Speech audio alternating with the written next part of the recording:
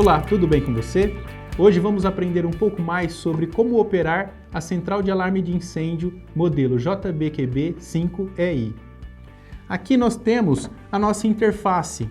Temos aqui o display LCD, que vai informar para a gente o que está acontecendo com a central no momento de sinistro ou de falhas. Temos aqui embaixo os LEDs de indicação. O primeiro LED é o LED de fogo, que vai acender sempre quando houver um sinistro de incêndio. Detector de fumaça, detector de calor ou acionador manual fazem com que o LED de fogo acenda. Na sequência temos o LED de supervisão, que só vai acender quando o módulo de entrada, módulo de supervisão ou módulo de endereçamento de equipamentos convencionais for acionado. Depois temos o LED associação, que sempre acende quando houver associação entre um detector de fumaça e uma sirene convencional, por exemplo.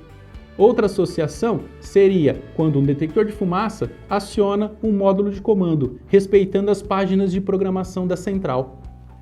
Logo mais temos o LED de falha. Esse LED acende sempre que houver falha de laço, falha de detector, curto-circuito ou laço rompido.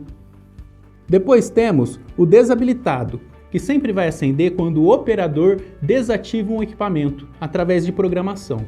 O LED ligado sempre vai estar aceso, informando que o equipamento está em operação. O LED falha de energia e falha de bateria trabalham em conjuntos. No momento, estamos com a situação normal. Temos as baterias em boa carga e temos a alimentação pela rede 220, então não há situação de falha. Quando falhar as baterias, o LED de falha de bateria se acende, o operando energia se mantém aceso. Quando falhar a energia, o LED operando energia se apaga, acende o operando bateria e o LED falha de energia se acende. Então há um conjunto de LEDs que trabalham para indicar quando é falha de energia ou falha de bateria. Temos também o LED falha de sistema. Esse é o LED que menos queremos ver aceso, pois ele representa que a placa principal está com defeito. O circuito de processamento está danificado e a placa terá que ser substituída. Temos também o LED automanual. Nesse momento ele está aceso. O LED aceso significa automático. LED apagado significa modo manual.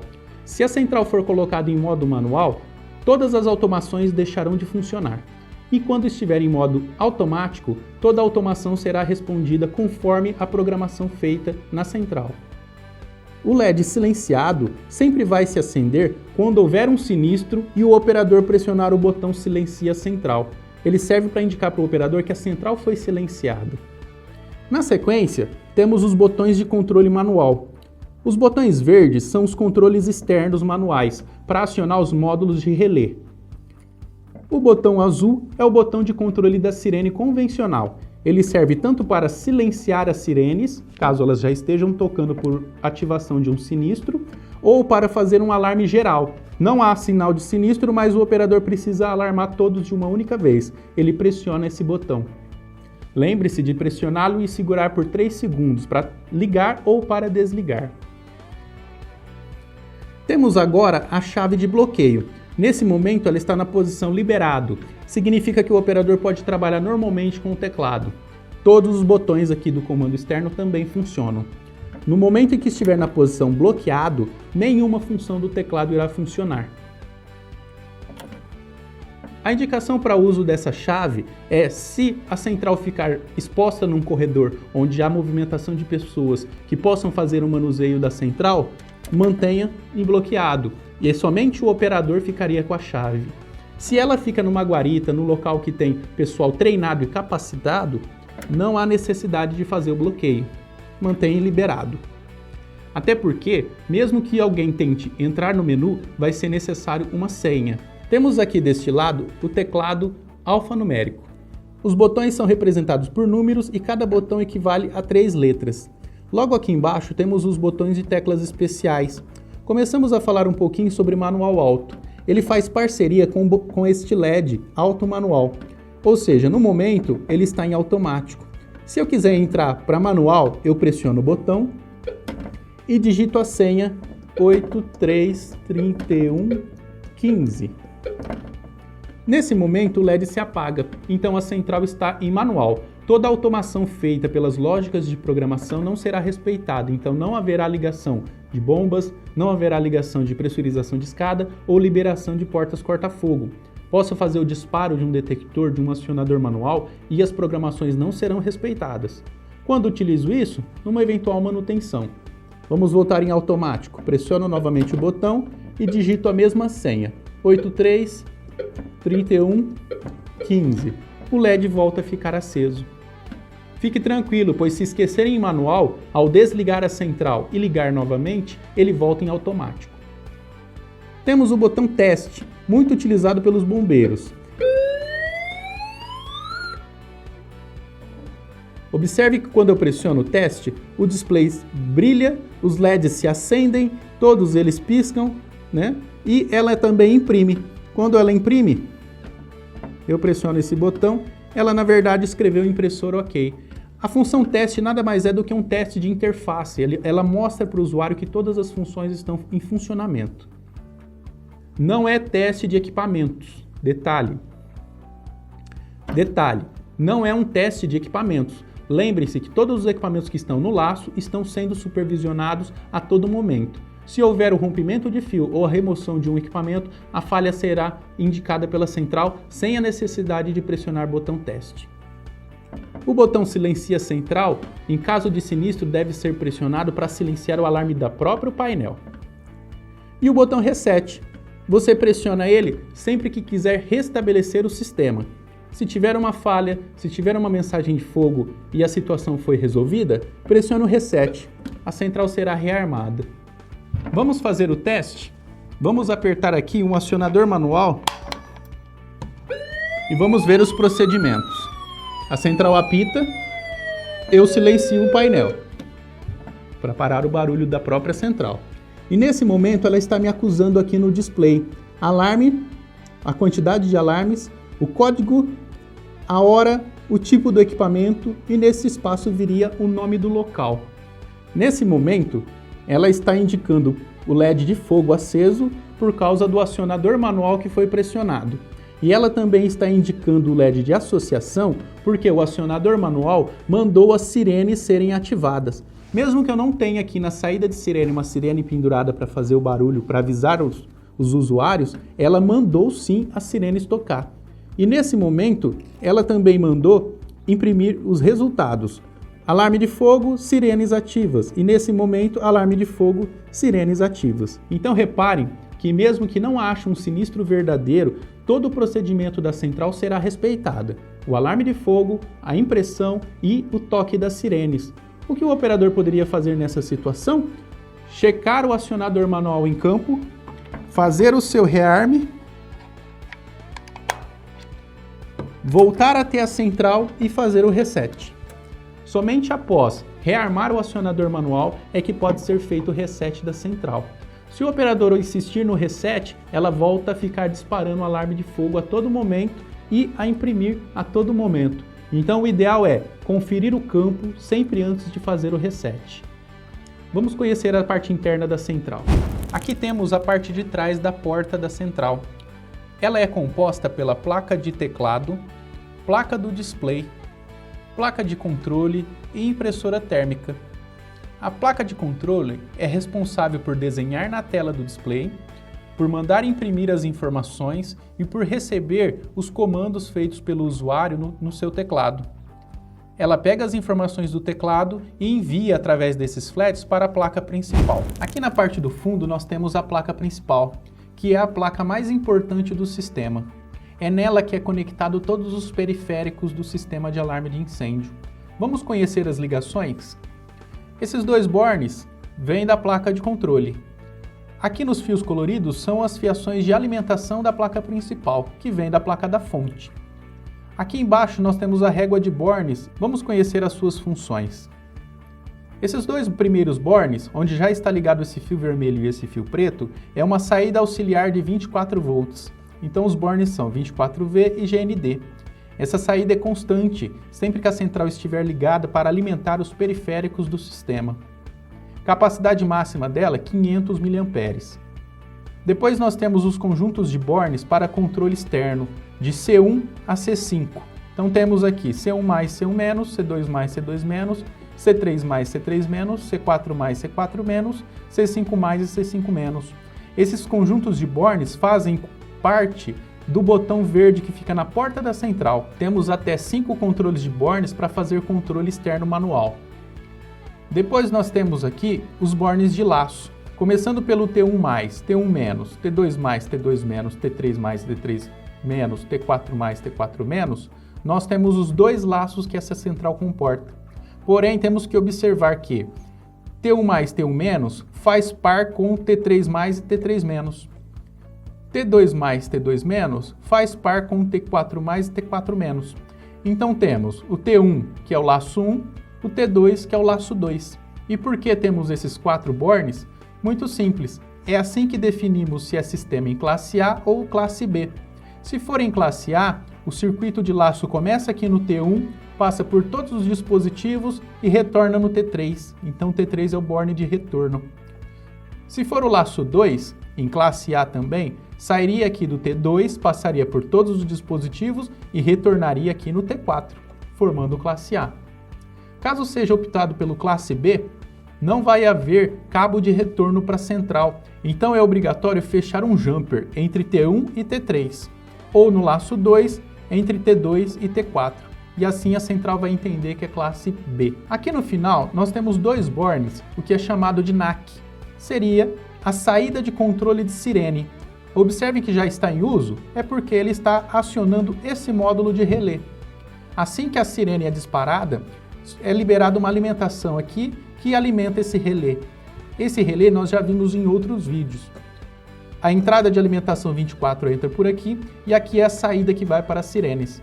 Esse relé é comandado pelo botão azul na porta da central, o botão sirene. Aqui no canto superior direito, nós encontramos o borne CHCL, que é o borne responsável pela rede de centrais. Uma central pode ficar distante da outra até 1.500 metros, utilizando-se o cabo blindado ou o cabo torcido. Se for necessário ultrapassar essa distância, é necessário adquirir um módulo de fibra ótica, que pode chegar a uma distância de até 5 km. Depois nós temos o MAMB, o borne de comunicação com o notebook.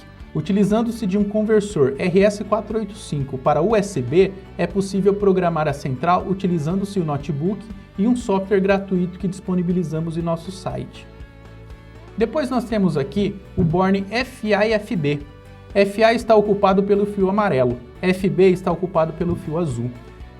Essa daqui é a porta de comunicação com painéis repetidores e outros opcionais que apresentarei logo mais. Aqui em cima nós temos YA1 e YA2 e depois KA1 e KA2.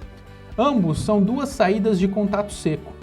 O YA1 é a saída de contato seco que vai indicar a falha. E o KA1 e KA2 é a saída de contato seco que vai indicar fogo. Observe que a saída é representada pelo LED amarelo, para falha, e a outra saída é representada pelo LED vermelho, que é fogo. Essas saídas são do tipo contato seco, NA, ou seja, normalmente aberto, que em caso de fogo se fecha ou caso de falha se fecha. Então essas saídas são muito utilizadas para indicar a uma central que não seja da Stinger que está ocorrendo com esta central, se é fogo ou se é falha. As falhas são muitas, falhas de detector, falhas de laço, falhas de energia, então qualquer situação de falha que ocorrer, o YA1 e YA2 vai se fechar. Agora, K1, K2, sempre que houver situação de fogo, aí ele vai se fechar. Vocês devem ter percebido que já temos acessórios pendurados aqui na central, como esse fio que está ligando na alimentação e esses 2 fios que está ligando aqui no FA e FB. Observem aqui que temos 2 acessórios opcionais já instalados nesse painel. Vamos saber um pouquinho o que eles fazem. Lembrando que são opcionais, ou seja, não vem com a central quando é adquirida. Deve ser pedido avulso. Essa primeira placa aqui em cima é a placa de SMS. Nós podemos colocar um chip de celular aqui nesse conector. Com esse chip de celular acoplado a essa placa e feito as configurações da central, será possível enviar SMS para até 5 números de telefone. As mensagens enviadas serão alarme de fogo, alarme de falha, falta de energia. Normalmente, alarme de fogo e falha já serão suficientes para informar o técnico de manutenção ou o operador do que está acontecendo com a central. Tendo 5 números, podemos avisar o operador, o técnico de manutenção ou até mesmo um síndico ou um gestor da obra. Observem que ela utiliza-se de 4 fios, 2 vermelho e preto e mais 2 amarelo e azul. O vermelho e preto é alimentação, o amarelo e azul é comunicação. Essa fiação a gente já manda pronta para o cliente só fazer a instalação. Logo abaixo, nós temos uma segunda placa. Essa placa é a placa de Ethernet. Ela vai ligada no mesmo ponto, comunicação e alimentação. Mas a finalidade dessa placa é apenas enviar sinais de alarme ou fogo para o sistema de rede por cabo de comunicação, o mesmo cabo utilizado nos computadores. Porém, essas informações que estão disponíveis na rede precisam ser lidas, precisam ser reconhecidas. Para isso, é necessário adquirir o software supervisório. A Stinger não disponibiliza esse software, pois esse software é dedicado a cada empresa. Então nós indicamos às empresas que desenvolvem esse software. E você poderá entrar em contato com essa empresa e fazer um software supervisório exclusivo para a sua empresa, com as suas atribuições, os seus endereços, as suas especificações. Observem como é a fixação dessas placas. Todas elas possuem ímãs, que basta fixar dentro do armário e assim fazer as ligações das fiações que a gente manda pronta para o cliente, facilitando a vida do instalador. Agora que já conhecemos a placa principal e seus opcionais, vamos conhecer agora a parte de fontes de alimentação. São duas: fonte principal, alimentada por 220 volts, e baterias, que vai gerar 24 volts. Vamos conhecer um pouquinho da fonte. Temos aqui a placa eletrônica da fonte de alimentação, responsável por receber a tensão alternada e passar para a tensão contínua, gerando assim os 5 volts e os 24 volts. 5 volts fio azul, 24 volts fio vermelho. Aqui na placa eletrônica nós temos um fusível de proteção aqui de 2 amperes, que é para a saída dos 5 volts. Aqui embaixo nós temos as chaves de ligar e desligar. A primeira chave liga e desliga as baterias. A segunda chave liga e desliga a energia elétrica de 220 volts. Aqui embaixo nós temos fusíveis de proteção, também de 2 amperes, um para as baterias e outro para a rede elétrica de 220 volts. Aqui embaixo nós temos o transformador, que recebe os 220 e rebaixa essa tensão para 28 volts. Aqui nós temos um filtro de interferência eletromagnética e subindo um pouquinho aqui temos outro porta-fusível, também um fusível de 2 amperes que protege da entrada de tensão. Esse borne é o borne de entrada de tensão 220 volts. Por uma opção do fabricante, não temos a opção de 110 volts, somente 220. Observação: toda instalação elétrica deve ser protegida por disjuntor e DPS, o dispositivo de proteção de surto. Ao utilizar DPS, o aterramento é obrigatório.